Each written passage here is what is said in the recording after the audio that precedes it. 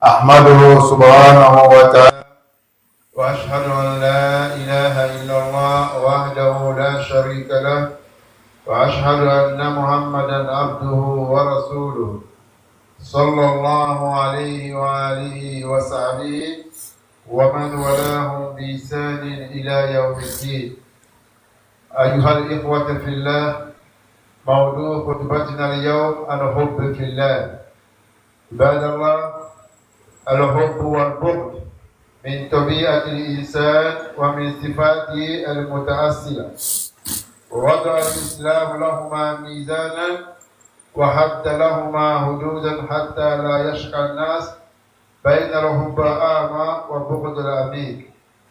ومن عظيم أجور المتحابون في الله قال عنهم رسول الله صلى الله عليه وسلم: إن من عباد الله ليسوا بأنبياء يغبطهم الأنبياء والشهداء.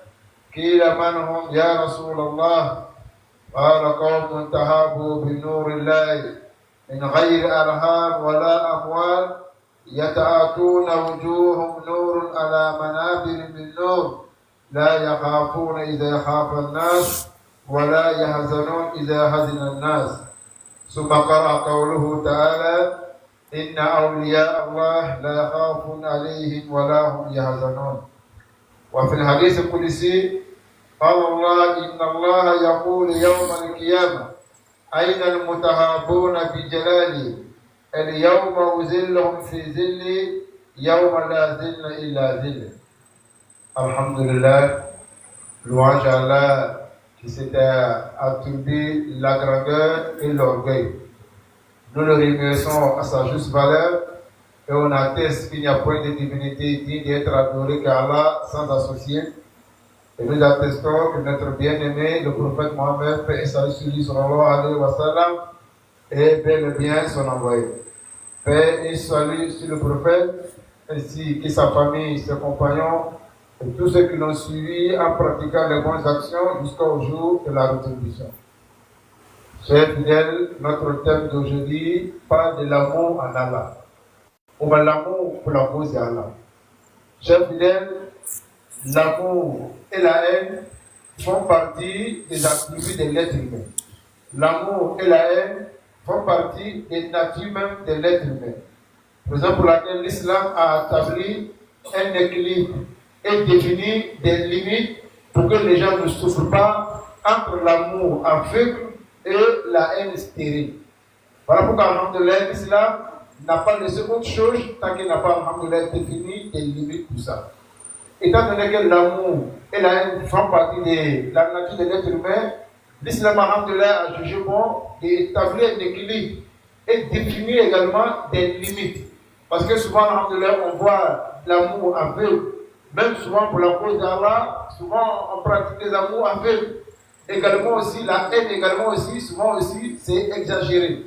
Voilà pourquoi, alhamdoulilah, l'islam, Inch'Allah, a établi des limites pour ça. Mais alhamdoulilah, avant de rentrer dans le vif du sujet, chers fidèles, tellement l'amour en Allah est tellement important que lorsque le prophète sallallahu alayhi wa sallam a dit comme ça un jour à ses compagnons, il dit: Inna min ibadillah laysu bi anbiya. Il dit parmi les serviteurs d'Allah, parmi les esclaves d'Allah, parmi les fidèles, il y a des personnes qui ne sont pas des prophètes, ils ne sont pas des envoyés, mais le jour du jugement dernier, il y a des prophètes et les martyrs qui vont les envier. Allah Akbar. Des personnes, ce ne sont pas les prophètes d'Allah, ils n'ont pas reçu la prophétie. Ce ne sont pas non plus des messagers. Mais le jour de la résurrection, les prophètes, les envoyés d'Allah, même les martyrs, ils vont les envier. Donc, comprenons, le prophète sallallahu alayhi wa sallam, étant donné que c'était la première fois qu'ils entendaient ce hadith, on demandait au prophète sallallahu alayhi wa sallam: Man hum, ya Rasulallah, la'allana nuhibbuhum. Il dit: Rasulallah, qui est ces personnes-là? Pour que nous aussi, alhamdoulilah, on puisse les aimer. Et ils ne savaient pas qu'eux-mêmes, ils pouvaient être parmi ces personnes. Ils ont posé la question au prophète: Rasoul, qui est ces personnes-là pour qu'on puisse les aimer? Le prophète dit: Qawmun tahabu bi nurullah. Il dit c'est des personnes qui se sont aimées par la cause d'Allah subhanahu wa ta'ala. Ils se sont aimés entre eux-mêmes par la grandeur d'Allah. Ils se sont aimés pour la cause d'Allah, ils se sont aimés pour la cause de l'islam. Ils se sont aimés sans même le lien de parenté, sans même des échanges de l'argent. Parce qu'avant que les se sont aimés, ce n'est pas par cause qu'ils sont des frères ou des cousins, ou bien ils font des transactions, ils travaillent ensemble, non. Ils se sont aimés wallahi à cause des 5 prières. Ils se sont aimés à cause de la zakat. Ils se sont aimés à cause du mois de Ramadan. Ils se sont toujours aimés à cause de l'amour qu'ils ont pour la sunna du prophète Mohammed sallallahu alayhi wa sallam. Le prophète dit il dit le jour de la résurrection, pendant que les gens sont dispersés, pendant que les serviteurs d'Allah, l'humanité est angoissée, chacun se cherche, ceux-là sont placés sur les pupitres en lumière. Ils sont placés sur les mimbars, c'est-à-dire sur les chaises en lumière. Tel pour que les prophètes vont les voir, les enfants vont les demander, ils vont demander aux anges là, ceux-là qui sont ceux-là. Des centaines de personnes, des milliers de personnes qu'Allah a déjà choisi, ils sont sur des chaises en lumière le jour de la résurrection. Pendant que les hommes sont en train de courir, le père court derrière son fils, le fils court derrière son père, la femme essaie de s'échapper à son mari, l'enfant ne sait même pas avoir son père, comme de la manière Allah a bien défini dans le Saint-Coran, Yawma yafiru al-mar'u min abihi wa ummihi wa banihi wa sahibatihi wa akhihi. Le jour où il va fuir pour laisser sa femme, ses enfants, tout ce qui est proche de lui. Mais Allah va choisir des personnes, des milliers de personnes, et pour les placer sur des pupitres, sur des chaises en lumière. À tel point que d'autres personnes vont demander aux anges, il dit, mais Jibril, Israfil, qui sont ceux-là? Allah va dire, dans les gens vont dire, ceux-là, c'est des serviteurs d'Allah. Ce ne sont pas les martyrs, ils ne sont pas morts pour la cause d'Allah. Mais ils se sont aimés dans ce bon monde pour l'amour d'Allah subhanahu wa ta'ala. Ils se sont aimés uniquement à 100% pour la cause d'Allah. Voilà pourquoi tellement l'amour pour la cause d'Allah est énorme. C'est tellement grand. Allah dit encore dans un hadith ici, Inna Allah yaqul yawm al-qiyamah ayna al-mutahabuna bi jalali. Al-yawma uzilluhum fi zilli yawma la zilla illa zilli. Il faut ceux qui se sont aimés pour la cause d'Allah. Allah va interpeller toute l'humanité le jour de la résurrection. Où sont ceux qui sont aimés pour la cause d'Allah? Ceux qui se rencontrent pour la cause d'Allah et ils se séparent pour la cause d'Allah. Aujourd'hui, je vais les mettre dans l'ombre. Le jour où il n'y a pas l'ombre, à part moi, à part l'ombre de moi, Allah subhanahu wa ta'ala. Dans notre hadith, à part l'ombre du trône d'Allah qui est l'arche. Chers fidèles, l'amour pour Allah subhanahu wa ta'ala dépasse tout entendement. Voilà pourquoi, lorsque Allah subhanahu wa ta'ala voulait donner la tribu à son bien-aimé, il dit Habibullah. Contrairement à Moussa alayhi salam, où il dit Kalimullah, l'autorité d'Allah, ou bien Ibrahim, Khalilullah, l'ami d'Allah, ou bien Adam, Safiyullah, ou bien Isa alayhi salam, Ruhullah, l'esprit d'Allah. Lorsqu'il s'agit du prophète sallallahu alayhi wa sallam, il dit Habibullah, le bien-aimé d'Allah. Voilà pourquoi lorsque tu aimes quelqu'un pour la cause d'Allah, vous avez atteint le degré de la foi. Oui, tu aimes quelqu'un, ce n'est pas pour l'argent, ce n'est pas pour un service qui t'a rendu. Tu l'aimes uniquement pour la cause d'Allah, vous avez atteint, c'est même nous savons même le plus grand degré de la foi. Parce que dans notre hadith, le prophète sallam dit Man sarrahu an yajida halawat al-iman falyuhib al-mar la yuhibbu illa Allah. Et celui qui aime, celui qui désire gagner, c'est ce qu'on appelle la saveur de la foi, la douceur de la foi, il n'est qu'à aimer quelqu'un, il ne faut pas il va l'aimer si ce n'est pas pour la cause d'Allah. Celui qui aime quelqu'un uniquement pour la cause d'Allah, il a gagné ce qu'on appelle la saveur de la foi. Voilà pourquoi parmi les attributs de la foi, le fait d'aimer pour Allah fait partie de la foi. Le fait également aussi de détester pour Allah fait partie de la foi. Le fait également aussi de donner pour Allah fait partie de la foi. Le fait également aussi de ne pas aussi donner pour Allah fait partie de la foi. Je m'explique. Le fait d'aimer pour Allah. Tu aimes quelqu'un comme ce que je viens de mentionner. Ce n'est pas parce que tu as rendu un service. Tu l'aimes seulement parce que c'est un bon musulman. C'est un bon pratiquant. Ou bien il a un bon comportement, le prophète dit que tu as la foi. Le fait également aussi, tu détestes quelqu'un, pas par jalousie, pas parce qu'il a l'argent que toi, ou pas parce qu'il a réalisé que toi, mais tu le détestes parce qu'il n'aime pas l'islam, même s'il est musulman. Tu le détestes parce qu'à chaque fois quand on le conseille à ne pas désobéir à Allah, il continue à désobéir à Allah, ou bien il se moque d'Allah, ou bien au plus grand même, il n'aime même pas la sunna du prophète.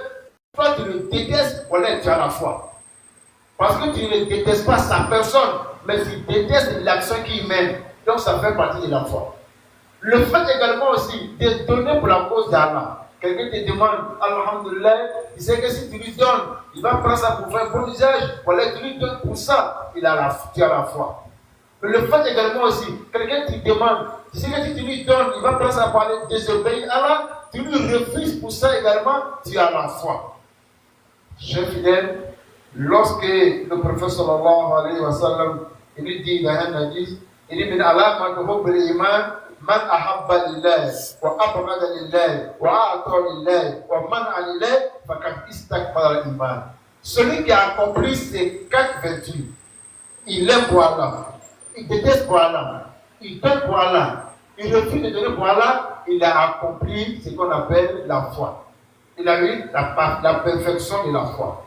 Voilà, nous donnons la bonne compréhension. Que Allah il fasse nous des musulmans pieux et sincères. Chers fidèles, ce qui est encore plus important, lorsqu'on aime pour Allah, si on est sincère à notre amour pour Allah, si on est sincère à notre amour pour le prophète sallallahu alayhi wa sallam, le prophète dit El mar oma aman ahabba. Tu seras ressuscité avec ces personnes le jour de la résurrection. Voilà pourquoi j'interpelle mes jeunes frères, j'interpelle mes frères, parce que souvent, alhamdoulilah, on a l'amour pour certains plaisirs de ces bas mondes. En réalité, on ne peut pas s'en passer de ça. Nous sommes pas dans un pays islamique où beaucoup de choses sont interdites, où beaucoup de choses sont restreintes, où le réseau également aussi interdit à certaines perversités. Tout est permis. Donc ça fait qu'alhamdoulilah, on voit tout. On essaie de tout télécharger, on essaie de tout observer. Mais en réalité, il faut faire très attention. Parce que ce que tu regardes beaucoup, ce que tu apprécies beaucoup, va finir par être installé dans votre cœur. Et si ça est installé dans votre cœur, tu vas finir par aimer ça comme de la manière que tu aimes Allah subhanahu wa ta'ala. Or, le prophète dit, l'être humain sera ressuscité le jour de la résurrection avec ceux que tu as aimés. Comment possible, toi, tu es un musulman, tu pratiques ta religion, tu pries tes 5 prières, tu pries la prière de vendredi, tu as jeûné le mois de Ramadan et tu seras ressuscité avec les footballeurs des clients, par exemple. Je précise bien, parce que le football n'est pas interdit en islam en tant que tel. Donc tu seras ressuscité avec les footballeurs des clients parce que tu as aimé cela même plus que les prophètes. Parce que tu as aimé cela, tu as apprécié cela plus que les compagnons du prophète sallallahu alayhi wa sallam. Hélas. Comme alhamdoulilah, toi tu es un musulman, tu pratiques bien ta religion, mais tu seras ressuscité au Qiyamah avec les musiciens. Subhanallah. Parce que tu les as appréciés. Tu aimes même les chansons, même plus que les versets coraniques, plus que les hadiths du prophète sallallahu alayhi wa sallam. Et on passe notre temps à employer les expressions comme c'est un plaisir. Subhanallah. Vraiment, c'est une très grande désolation pour un jeune musulman. On demande à Allah subhanahu wa ta'ala de nous donner la très bonne compréhension. Que Allah fasse que les musulmans pieux et sincères. أقول ما سمعتم وأستغفر الله لي ولكم من كل ذنب واستغفروه إنه هو الغفور الرحيم.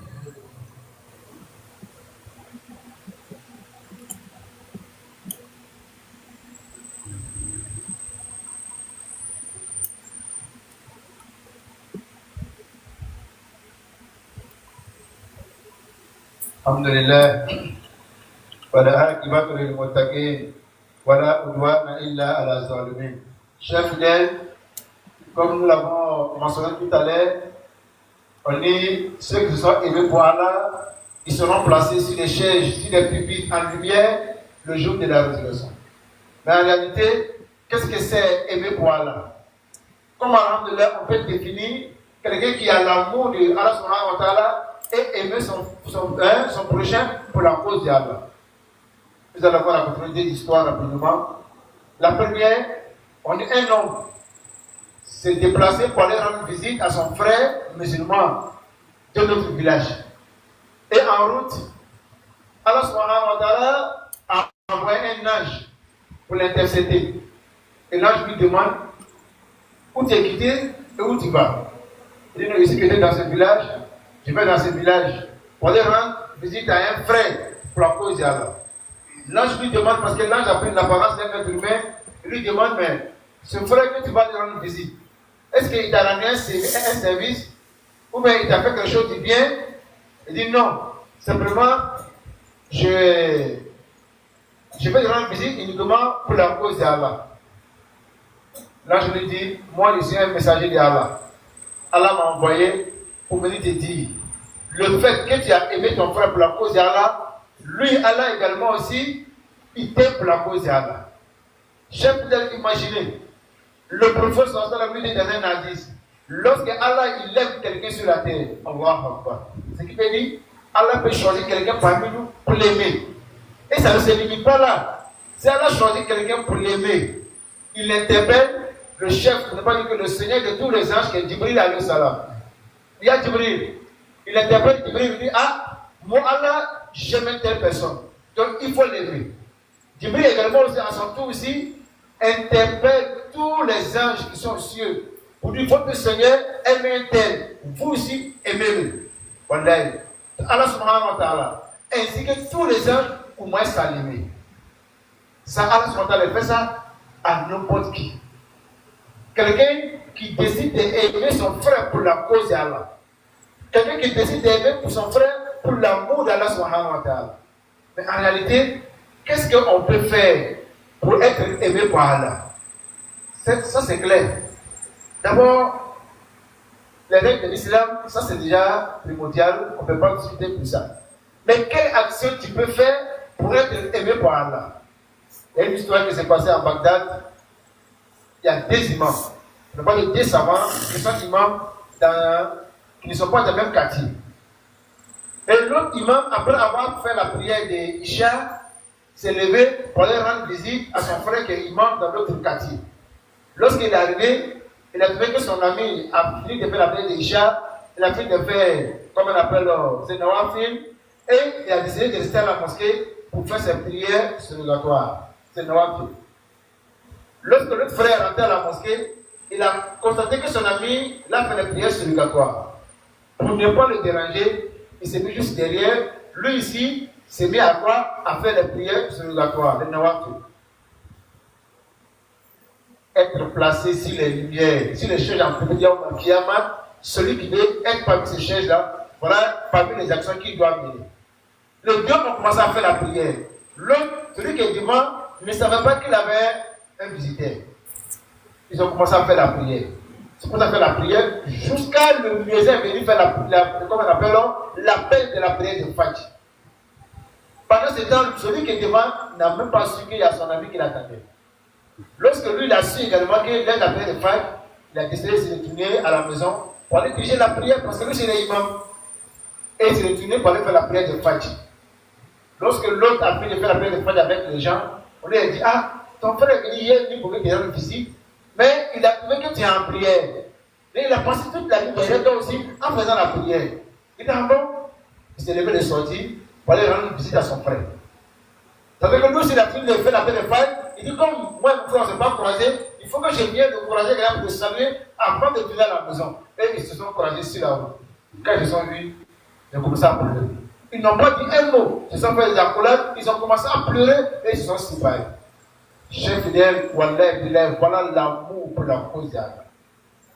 Voilà ce qu'on appelle vrai amour pour la cause d'Allah. Si Allah dit il y aura des personnes que les prophètes d'Allah, les anbiyas, les martyrs, ils vont les envier. Voilà parmi les actions que tu dois mener. Est-ce que nous pouvons amener ça? Il y a des personnes, il y a un sahaba, il dit, il y a un tabi qui a côtoyé un sahaba, il dit, parmi 13 ans que j'étais avec lui, je n'ai jamais vu parler d'autre chose qui ne pas par Allah et messager. Seul jour qu'il a parlé de ce bas monde, c'est un jour qu'il a demandé d'appeler ma mère. Est-ce que ma mère en lui? Et il dit non, c'est fini. À part ça, lorsque nous sommes assis, à chaque fois c'est de Allah et c'est de ce messager qu'on parle. Chers fidèles, parmi les actions qu'on a beaucoup menées dans le mois de Ramadan, c'était l'amour et le partage. Oui. Je dis toujours, le mois de Ramadan, c'est comme une formation. Parmi les actions qu'on a beaucoup menées dans le mois de Ramadan, c'était l'amour et le partage. Est-ce que cet amour-là, ça va toujours rester en nous? Est-ce que ce partage-là, ça va toujours rester en nous? C'est ça le problème. Personne n'a signé contrat avec Allah avec le Ramadan prochain. Personne ici ne sait est-ce que toutes les actions qu'il a menées dans ce mois de Ramadan, ça a été accepté ou ça n'a pas été accepté. Mais alhamdoulilah, nous sommes en vie. Lorsque nous sommes en vie, qu'est-ce qu'on doit faire? On doit continuer à faire les bonnes actions. Surtout quoi? Alhamdoulilah, à aimer ton frère pour l'amour d'Allah subhanahu wa ta'ala. Évitons les fausses accusations. Évitons les mensonges. Évitons surtout les calomnies et les diffamations. C'est ce qui même détruit même la foi des musulmans. C'est ce qui même détruit même les bonnes actions des musulmans. Allah subhanahu wa ta'ala, en réalité, est-ce qu'il a besoin de nos prières? Il n'a pas besoin de nos actions. Non. En réalité, c'est la sincérité qui est en nous, qu'Allah subhanahu wa ta'ala a dit. Donc, si on a été sincère dans le mois de Ramadan, on doit être également sincère également aussi après le mois de Ramadan. Nous devons savoir que tout ce qui a été interdit dans le mois de Ramadan, c'est également aussi interdit également aussi après le Ramadan. Ce qui peut-être beaucoup n'ont pas compris. On pense qu'Alhamdoulilah, c'est dans le mois de Ramadan également quelque chose est interdit. Tout ce qui est interdit dans le mois de Ramadan, tout ce qui n'est pas faisable dans le mois de Ramadan, n'est pas aussi faisable après le Ramadan, et également aussi interdit aussi après le mois de Ramadan. Les compagnons du prophète sallallahu alayhi wa sallam, lorsqu'ils ont su cela, ils ont su qu'Alhamdoulilah, aimer pour la cause d'Allah, l'amour pour la cause d'Allah subhanahu wa ta'ala, peut élever plus qu'un prophète, ils ont mis ça en pratique. Omar bin Khattab, il dit, ne pensez pas qu'il n'y a pas des erreurs, ou bien, alhamdoulilah, des crimes ne se sont pas passés entre les Sahaba. Non, ça s'est passé. Il y a eu des conflits entre eux, il y a eu des malentendus entre eux, mais ils n'ont pas rapporté. Et ils ne rapportent jamais. Mais malheureusement, c'est nous qui rapportons. Ce qui s'est passé hier, ce qui s'est passé avant-hier, on rapporte. Récemment, on a eu des discussions, il y a eu des affrontements. Là, il y en a qui étaient, comment on appelle, expliqués, mais il y a beaucoup qui ont été cachés. On les puis la dit Bilal bin Riba, avec Abu Zer el-Rifari.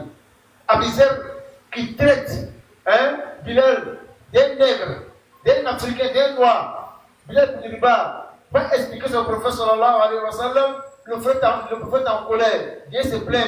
Pourquoi vous voulez encore apporter des comportements pré-islamiques encore? Pendant que l'islam, qu'Allah vous a honoré avec l'islam. Abu Zer a su automatiquement qu'il a fait erreur. Voilà, sous le soleil ardent de Médine, a mis son visage par terre. Et il demande à Bilal de piétiner son visage avec ses pieds. À poser les Rifari. Celui-même, que ces mérites ont surpassé même les 10 compagnons qu'Allah subhanahu wa ta'ala les a promis le paradis. Il a mis sa face par terre. Il demande à Bilal de piétiner son visage avec son pied. Parce que ce qu'il a dit, c'est grave. Bilal dit, je ne pourrai jamais piétiner mon pied avec un visage qui se prosterne pour Allah subhanahu wa ta'ala. Car il lui est pardonné. Et il y a beaucoup de choses comme ça, alhamdoulilah, qui s'est passé. Donc, alhamdoulilah, nous également, on doit se pardonner.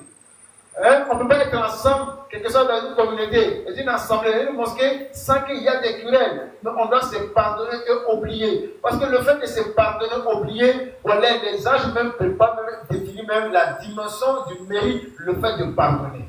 Avec Waman Afa wa Aslaha, Fajruha Allah. Il y a des mérites qui ne pourront même pas rentrer dans la balance. Le fait de pardonner et de laisser tomber, chers fidèles, voilà, Allah subhanahu wa ta'ala, les âges ne pourront même pas mettre ce mérite-là dans votre balance le jour de la résurrection. Mais c'est le fait de se pardonner qui est difficile. Est-ce qu'on peut se pardonner? C'est ça le problème. Parce qu'il y a un Kiyama, Allah va nous pardonner. Ibn Massoud dit, tellement Allah va pardonner les gens au Kiyama, Allah va nous pardonner à tel point même que le démon, Iblis, là, il va croire que lui-même, Allah va nous pardonner aussi. Subhanallah. Tellement Allah va nous pardonner. Mais nous-mêmes, on ne peut se pardonner. Ce qui m'a fait 10 ans, je n'ai pas oublié ça. Ce qui m'a fait 5 ans, subhanallah. Toi, tu es qui, chef fidèle? Quand on a de la bonne compréhension, et qu'il y a une face à un musulman sincère. Chef fidèle, je tenais également sur ce pupitre à remercier tous les membres de la mosquée. Tous les fidèles musulmans, également plus précisément au comité de gestion de la mosquée avec tête notre papa Al-Hadi Aboubakar Nanouma, qui a beaucoup fait pour la mosquée et qui continue également à faire. Sans oublier également les sages de la mosquée, qui continuent à nous assister et qui continuent à nous orienter sur le droit chemin. Nous remercions également dans ce mois béni Ramadan passé les femmes de la mosquée qui nous ont assistés et qui continuent à nous assister. Et surtout, nous remercions également les jeunes de la mosquée qui continuent à organiser la mosquée, les prières de vendredi, les jours ordinaires et surtout l'organisation qu'ils ont établie dans le mois du Ramadan. Ils ont permis à chaque mois des dizaines, des vingtaines de personnes qui viennent à chaque mois pratiquer la rupture au sein de la mosquée ici sans demander 5 francs. Allah. C'est la jeunesse de la mosquée qui a fait ça depuis près de 4 à 5 ans. Ils organisent des ruptures où chacun apporte quelque chose, où des gens viennent, même ceux qui ne l'ont pas gêné, ils viennent surtout les peuples, ils n'ont pas gêné, ils viennent à chaque mois participer pour rompre le jeûne avec nous sans demander 5 francs, Inch'Allah. Nous demandons à Alhamdulillah qu'Allah les assiste. Tout ce qu'ils ont fait pour la cause d'Allah, qu'Allah met ça dans les balances et que surtout, qu'Allah fasse que la manière qu'Allah nous a unis dans la mosquée bénie, réellement, qu'Allah nous dit également, Inch'Allah, dans le Jannatul Firdaus. Chers fidèles, il y a un sage comme ça qui m'a interpellé après la prière du vendredi. J'ai toujours fait la prière et ceux qui nous ont précédés sur le lieu de la prière, notre prière du Tabaski ou le prière du Ramadan. Il dit à l'époque, dans les années 80, on faisait à peine 2 safas. Oui, je me souviens, lorsqu'on priait derrière les imams ici, dans les années 80, on faisait à peine même 2 safas ou bien 3 safas au minimum. Donc aujourd'hui, lorsqu'on regarde, tu as l'impression que les fidèles qui prient aux alentours de la mosquée, aux alentours du terrain, du quartier, imagine que le petit terrain est jusqu'à ici, les gens prient avec nous. C'est-à-dire, on va plus de 15 000 personnes. Donc tout ça, c'est l'amour d'Allah subhanahu wa ta'ala. Ça veut dire que l'islam continue à avancer. Mais ce que nous interpellons toujours, et on dit, la manière dont nos parents avaient la foi à l'époque, nous n'avons pas cette foi. Ça c'est sûr, c'est vrai. Certes, il y a la connaissance qu'aujourd'hui, mais la foi, même si l'islam n'était pas vraiment développé à ce moment, la foi que les parents avaient à l'époque, nous n'avons pas cette foi. Qu'est-ce qui manque? C'est parce que notre cœur sont endurcis. Notre cœur est endurci. On entend la parole d'Allah, mais ça nous laisse perplexe, ça veut dire que ça passe inaperçu. Donc on doit faire effort. Ce n'est pas le concernant qui va revenir pour venir affaiblir notre cœur. C'est nous-mêmes avec l'adoration, les pratiques religieuses, surtout les prières surrogatoires facultatives, qui fait qui peut affaiblir notre cœur. Quand nous donnons la bonne compréhension, qu'Allah fasse un musulman prier sincère. Allahumma aïza islam wal muslimin wa azilla shirka wal mushrikin wa dammir a'da ad-din. Allahumma ahyatahu minna fa hiya al-islam wa man tawafata minna fa tawaffana al-iman. Allahumma farrij hamma al-mahmumin wa nafis karba al-makrumin wa aqdi dayna lil madinin wa yassir umur al-muslimin wa ashfa marda muslimin. Allahumma ij'alna min kulli hammin farjan wa min kulli daqin makhrajan. سبحان ربك رب العزة عما يصفون والسلام على المرسلين والحمد لله رب العالمين. قوموا إلى الصلاة.